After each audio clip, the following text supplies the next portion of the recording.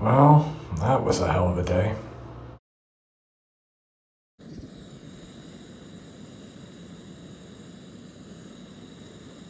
I like to tell people that when you're through hiking, you never really know how the day is going to go. Weather might change suddenly. You might end up in a town you didn't expect.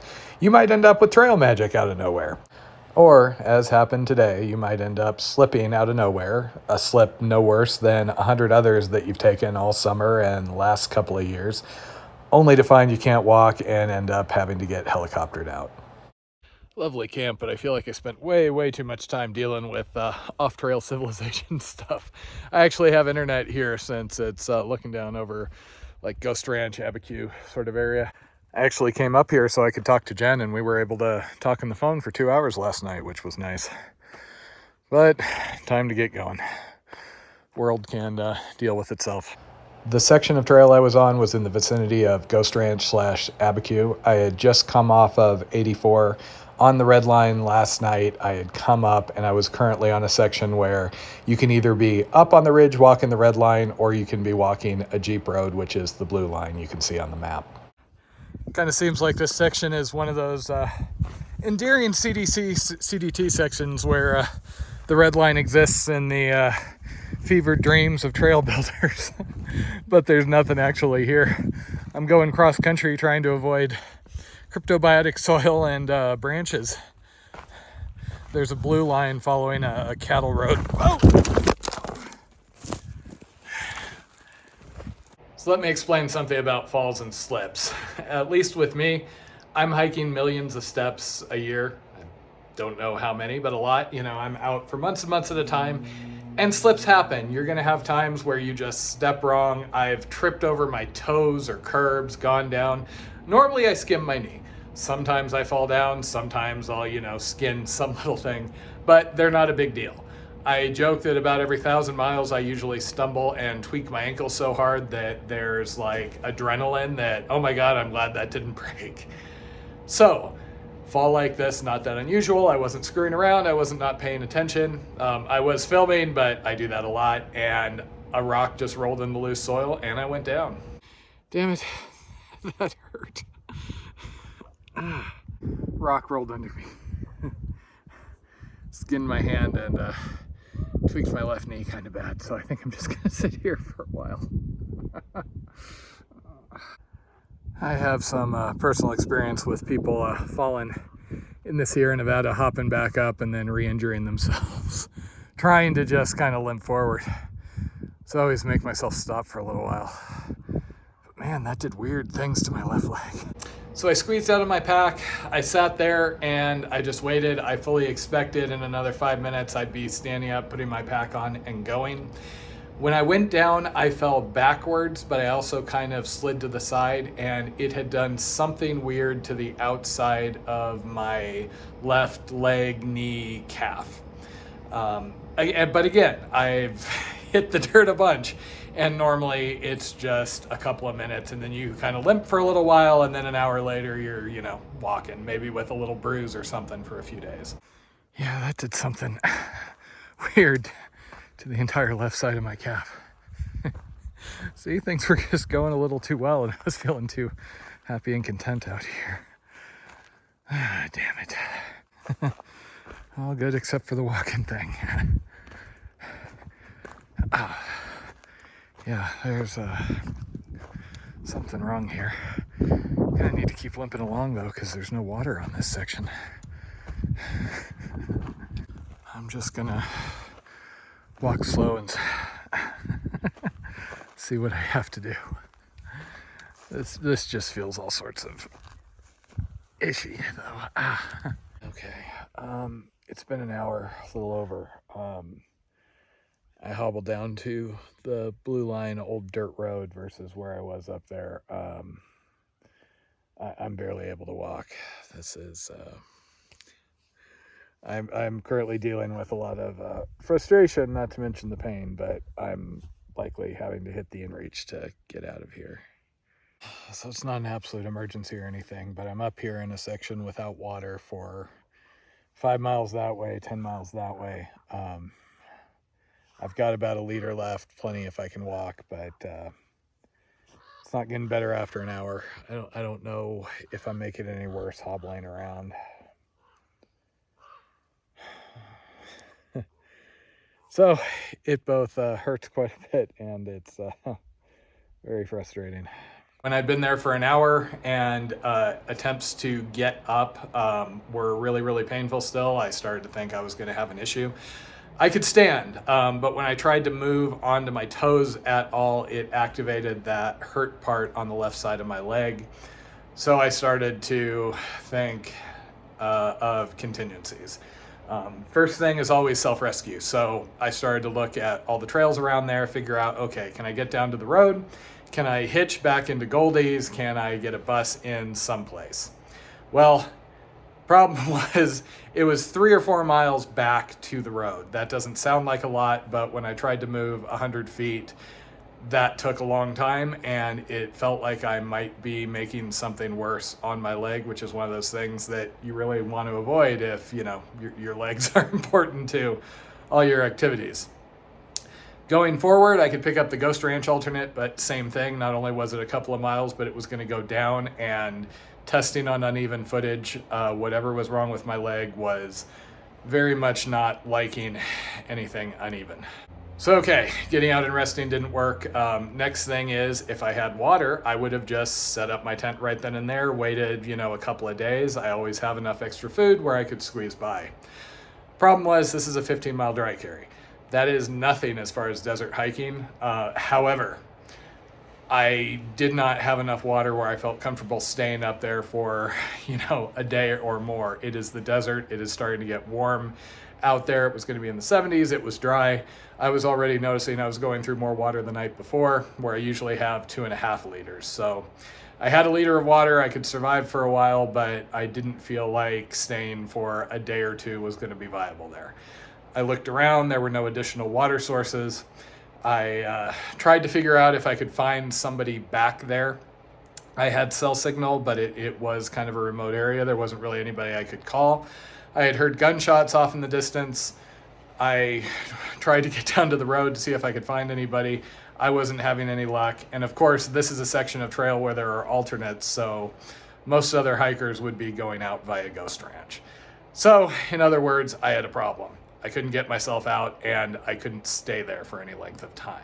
In the course of my adventures and leading trips out in Southern California, I have dealt with numerous helicopter rescues. I don't even know how many. Only once was it me. Most of the time it's been other people. So I'm well aware of if something like that happens, it can take a while. So the last thing I wanted to do was wait until, 6 o'clock at night and then go, oh, I need help, I'm out of water. So obviously I had an InReach with me. I knew that was an option. That was just the option I really, really did not want to take. Me being me, I tend to rail at the universe when there's any ever limitations like this. So there was a fair amount of venting. I ended up calling Jen on the phone, talking things over just to kind of get a sanity check. End decision was going to be exactly the same either way, but it's nice to have somebody to bounce it off of. And, I had cell reception. And we looked at every option, including her driving out from Southern California to try and get me someplace, trying to get my parents out there. But the reality is I was up on top of a mesa. I wasn't mobile, and it didn't look like I was going to be able to locate any sort of a ride there. So reluctantly, I decided I was going to have to hit the button.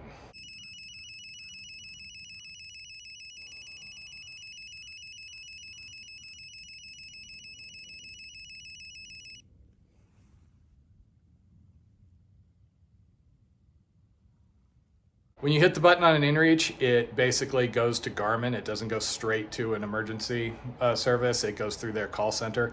So I was hopeful that I would be able to talk to them and get them to send like a Forest Service truck or ATV out there to get me. I was really hoping this wasn't going to turn into a helicopter. The one other time I had to hit one of these emergency satellite beacons for myself, I was about as deep as you could get in the Sierra. It was a mountaineering climb, and I had taken a bad fall. My knee was messed up. I couldn't breathe due to a broken rib, and it was 11 hours lying out. And even then, when the helicopter responded, I felt like, there's a sense of like shame and embarrassment at all the hassle that's going on around you. Pain hasn't gotten any better. Whenever I try hobbling around without my pack, it's apparent I'm not walking out of here. Still waiting. I've heard from Garmin Services a couple of times. They say somebody's on their way, but they don't tend to tell you what's going on when there are boots on the ground or anything like that. I did have two mountain bikers come by that were nice enough, but nothing I really need from them at this point. And I just heard from the state police, and looks like I'm getting a helicopter ride. Well, presumably that's my ride. Damn it.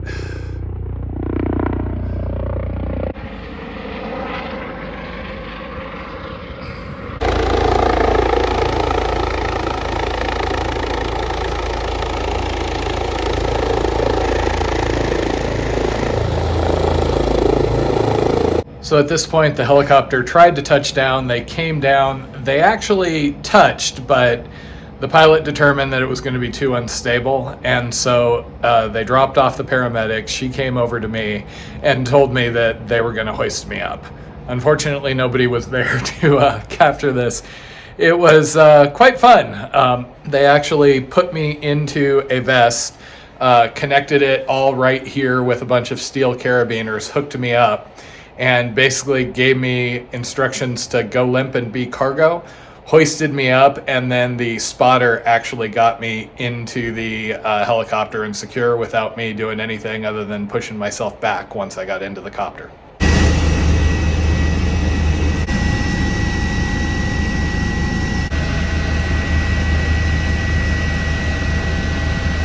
The helicopter took me to Santa Fe Regional Airport, which was the nearest place they could land per them, where they tried to hand me off to an ambulance. Now keep in mind, I'd been explicit that this wasn't an emergency. I just needed transport, out someplace. I wasn't injured. But per everybody I talked to, there was some sort of miscommunication along the chain. The paramedic actually was looking at the InReach messages and was nice enough to reassure me that I did everything right. She wasn't sure why the ambulance responded, but is what it is. She was worried that I had like a long bone break when she got to me, which it wasn't. It was just a muscle pull or something that made it so I couldn't walk. End result, there was an ambulance. I didn't need it. I told them that. When I hopped out, they were really, really nice. I signed a refusal of medical care statement saying I'm good. And then I basically limped over to the terminal where I waited for an Uber. I think I eventually got a Lyft. It was a little hard to get anything. And then got a ride over to a local hotel. I'm trying to get a ride to a hotel, and it is hurting walking across the pavement in the flat areas. Well, this wasn't someplace I thought I would be today. Santa Fe in a hotel. I'm going to give it a little while because it was hard even getting up the stairs. So if I try and go to the urgent care, that's going to be a whole production. So it's now the next day. I'm in an Econo Lodge in Santa Fe, which is surprisingly expensive because there's apparently a balloon festival going on. My leg seems to be a little better today. I'm able to kind of hobble around. I was able to go downstairs to get breakfast. However, I'm not good enough where I'm feeling comfortable trying to walk across the street and get coffee or anything like that. We've been debating, Jen and I, and I've been pinging my sister and some other folks, whether it makes sense to go into an urgent care. At the moment, I think I'm going to watch it for another night or two. My experience is urgent cares can't really help on soft tissue issues, which is what I think this is. I don't have any of the tingling, numbness, etc. warning signs that usually means something more serious. I didn't have any sort of a pop, snap, rip feeling when I went down. It's just really highly frustrating. My the chronicles of my struggles with this trail have been well documented at this point, and it just feels like it's getting ridiculous. There's a scene in the movie Orgasmo, which is an amazing movie you should go watch. Ignore what it looks like. It's way smarter than you'd think. And the main character is saying, just give me a sign if I shouldn't do this thing. And there's an earthquake. And then just any sign at all. And there's like a bigger earthquake. Any sign at all, God. And like the statue of the Virgin Mary falls over and breaks. Yeah. Kind of feels to those ridiculous levels here. So at this point, I'm going to probably give it 2 more nights here. I've already had 1 night. The cost sucks, but what are you going to do, right? You just got to kind of deal with things. If it keeps getting better, I probably won't go to the urgent care. If I'm able to walk after a couple of days, there is bus service from here back to Ghost Ranch, Abiquiu. So I'm still within range to get back on trail and continue. I should have enough time, as long as, I don't know, gray wolves don't attack me and rip off my leg next, or, whatever's going to happen. So that's kind of where I am. I am highly frustrated / kind of amused, because at some point, what can you do? It's just ridiculous. And yeah, I keep talking to Jen, and it's just such a shame, because I felt so happy out there the last couple of days as everything mellowed out. It seems like schedule-wise, everything was good, and I was just really enjoying New Mexico. I was just stupidly happy yesterday morning. But you're going to go play outside, stuff like this happens. All you can do is make good decisions and take it day by day. So hopefully the next update will be me going back on trail, not me back in Colorado going, hey, I guess I'm finishing this up another year.